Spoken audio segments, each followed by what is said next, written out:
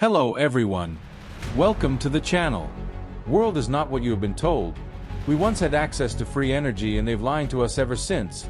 There is significant evidence showing that Nikola Tesla was on course to changing our universe forever. In the early 1900s, Tesla developed a technology called the Wardenclyffe Tower. This was more than just a transmission tower. Tesla designed it so it was able to wirelessly transmit electricity across the globe by harnessing the Earth's natural energy. He was able to power his home and devices without a single wire.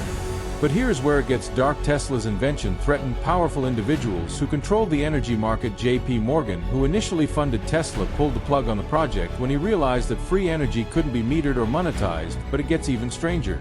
Tesla's lab mysteriously burnt down, and many of his notes and prototypes disappeared. Tesla's discoveries went beyond just wireless electricity. He hinted at tapping into what he called radiant energy, a limitless source of power derived from the very fabric of space itself, similar to what modern scientists refer to as zero-point energy. Many say that this is also how Tartarians were able to pull off so many of their technological and architectural feats. Do you think this tower is still in use today? For more such videos, subscribe the channel and stay tuned.